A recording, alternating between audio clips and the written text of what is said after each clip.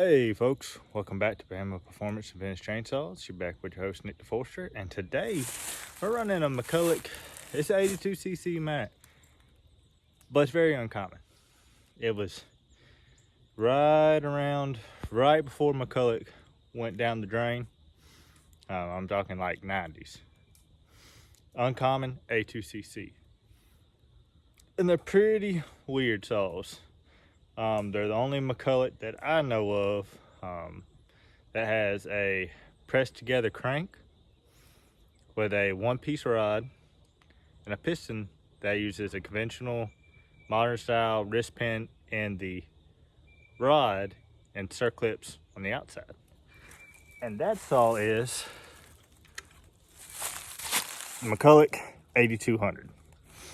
There was the Double Eagle 80, which I believe may have been the same, or it may have been the old style. And then this one I know for a fact is, like I said, it's just oddball. Most McCullochs, they used a one-piece crank or a two-piece pressed together with a two-piece rod. And then y'all know that's got bearings, wrist pin bearings on either side of the piston that press into the piston, and then the rod, our wrist pin, presses through those bearings and through the rod. And that's what holds it. It doesn't use circlips, but this one does. This one was made from around 92 to 96. I mean, like right before McCulloch went out. So very uncommon saw. There ain't a whole lot of parts for them. And I want to run one of my A2CCs. My other 5 have given me trouble this week. Air leaks, one way or another, seals, intake boot, a crack in a block, which I JB welded up, but y'all see that later. So yeah, I brought this one down off the shelf. I don't run it a whole lot, and because of the scarcity of parts, and I was kind of a one-off 82cc Mac. Not this particular saw, but this model. Parts are super hard to find, expensive if you do find them typically. A lot of these got burned up, just had a lot of issues. So it's a fairly low hour saw. Don't like to run that a whole lot, but I want to run one of my Macs. Just got an itching. So we're gonna fire it up, see how she does for a few cuts. I'm gonna probably go take down a tree. It's a little bit small, like 6-inch tree. I'm probably not gonna video that. I got one I do gotta take down this following Saturday. It's about 30 inches, about 120 foot tall. So I will video that for y'all. I don't do a whole lot of takedown videos just because I don't have a lot of huge trees here on the property. I mean, you see what I got, and I've only got not quite 3 acres here. So without further ado, let's get to it. See how this old girl starts. Cold start.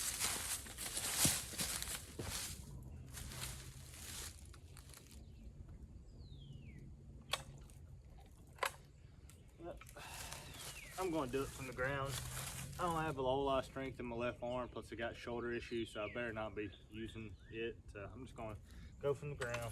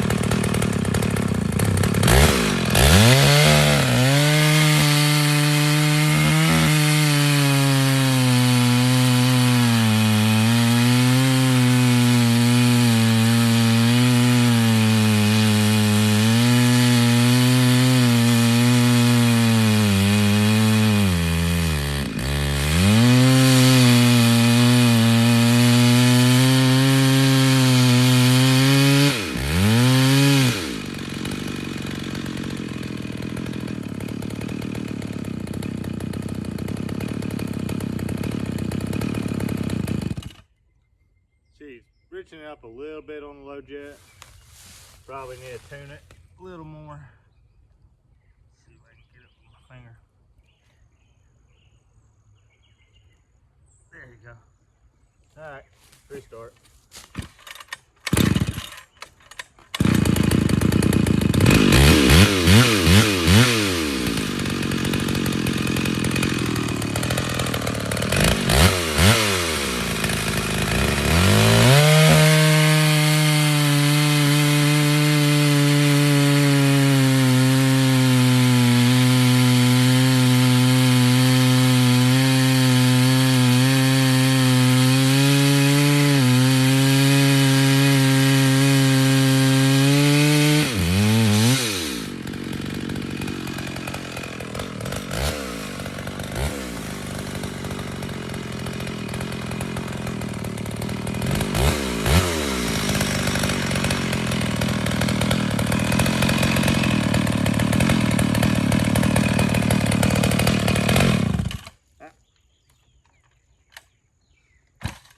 Maybe, I guess.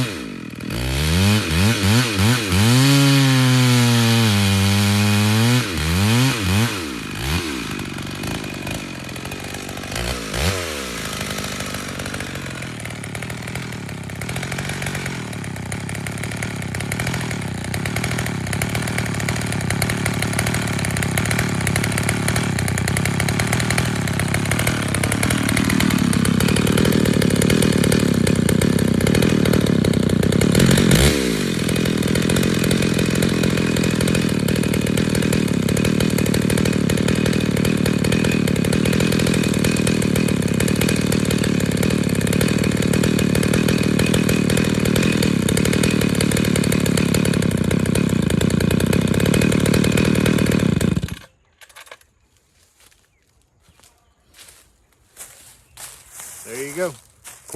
Short, quick video. That is a skip 2 chain. That's a Echo 590 28-inch lightweight from Sumura. I think in my tailgate tech talk, I kind of talked to how I made that fit. That's a skip 2 chain. It's like 100 and something drive tooth, just because it's an Echo bar. It's something funky. That's what I could find semi-local for a chain. I'm about to probably order up some rolls and chains so I can make my own, because I'd love to get a full tooth on that, or a full chisel, full sequence, completely stock chain too, has not been touched. It's got chips, but they're like that. You also saw it was spitting most of them out to the top, so I got to figure out why we're not shooting them out or exit, while we're pulling them on around. That's a little interesting. Another reason I don't run these a whole lot, sorry, something popped up here on my screen, why I don't run this one a whole lot, so I don't know if it was the piston to cylinder clearance, or the bouncing on the crank / rod or piston, but this sucker at idle, or I mean, it's like a solid mount 1010 or like a Husqvarna 1100. It'll rattle your arms off at idle. Now once this one gets up to speed in the cut, it's pretty smooth, but at idle, it, even compared to the 850s 800s, it makes the 850s 800s Super 80s makes them seem like a Singer sewing machine. I mean, smooth as glass compared to this sucker. This thing's like a you know, big trucks, like a freight shaker, freight shaker, just rough at an idle. But once you get it this one gets up in RPMs, it smooths out. So I think it's some kind of balancing issue down low. Do need to work on my idle just a little bit. It's a little fat. I'd rather have it be fat than lean, because these, as y'all know, these cylinders, they're hard to find. If you want to know what oil I run, yes, it's super smoky. 32 to 1 on these Macs. 32 to 1, no question. Non-ethanol, 91. Sometimes I find 93, or at least I found one spot I can find 93 about 2 hours south of me, but I work down there, so I try to pick it up every time I go. So 91, 93 non-ethanol Klotz oil at 32 to 1. And I've just started, honestly, it doesn't really matter if it's 32 to 1, 50 to 1. Got tuned right, yeah, it may carbon up a little more if you don't run them, get them hot. But even that couple of minutes got it hot enough to burn it off. Just gotta let them get up to operating temperature just for a little bit. It doesn't take a whole lot of time. And if you do start getting some carbon, run it longer. Burn it out. So I've just started running 32 to 1 in all my saws, just so I don't have to keep different tanks, different mixtures. It ain't gonna hurt nothing. You don't gain, at least for not from what I've seen on the tests that have been done, you don't gain a whole lot from going to 50 to 1 other than cleanliness, I guess you could say. You don't have to run 32 to 1. That's just what I run on these old Macs. And I've only had one that flaked the cylinder for me. Now I bought a few that had flake cylinders, but I've only had one that I put together that flaked the cylinder. And it ended up, a seal walked out, literally in the cut. The bore was a little loose for that seal, and the seal literally walked out, and that went, I mean, dead nuts lean. Well, I mean, that right there on the 4-stroke, and went dead nuts lean and flaked a piece right above a transfer. But that cylinder is destined to get sleeved. Next time it goes together, I've already got marked. We'll tighten her down a little bit more, put that seal in just a little bit tighter, and probably use some locking compound on that seal just to help hold it in there. But there you go. There's the McCulloch A200, the last of the last great big A2cc Max. That's a fairly good example of it. Runs good. That saw has not been started in probably close to a year now. I crank for at least this one. It doesn't get started a whole lot. My 850s, 800s, 80s, they get started 2, 3, 4, 5, 6 times a year. Not more than that, honestly, and ran. But this one, every now and then I pull it off the shelf. Just don't like to run it a whole lot just because what's in that motor and how hard it is to get it. And yeah, so I hope y'all enjoyed watching it, learning a little bit about a McCulloch 8200. One day I'll tear it down and show y'all whenever it develops an air leak. And you'll get pictures of the crank, the piston, circlips, the rod, I mean the whole works, just so y'all can see it for yourselves, how weird of a saw this one is compared to all of McCulloch's other saws, literally all of them. At least the original designs. Now the Chinese ones, they're updated, obviously. The Italian ones, I believe, got more modern, but of this style A2cc and even the 1010s, the 10 series, this one's just an oddball. The only one I know that's really an oddball in this other than this one is the Double Eagle 80, and it uses a conventional style engine, but how the carburetor mounts, it's a solid mounted carb instead of using a carb boot, where this one still uses a carb boot. The only thing I can think of of why it would be different like that is to differentiate. I guess they were trying to use that solid monocarb to differentiate their pro saws versus their homeowner saw, which I believe they were trying to market this as a homeowner saw. So that's enough of me rambling. I hope y'all enjoyed this. If you like what you saw, please hit the like button. Oh, and it's Easter, so sorry I didn't say this at the beginning of the video. Happy Easter. He is risen. He died for our sins. It's a glorious day.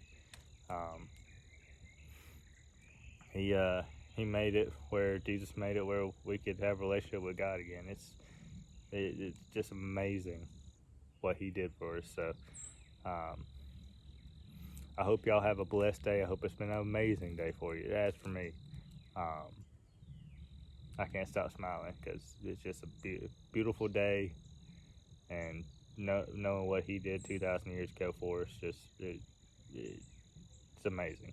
So without me going on and on, happy Easter. Know Jesus loves you. Hope y'all have a blessed day, blessed evening, whenever y'all may be watching this, and hope y'all have a great week ahead. And if you like what you saw, please hit the like button. Want to see more, hit the subscribe button. We will catch y'all in the next one.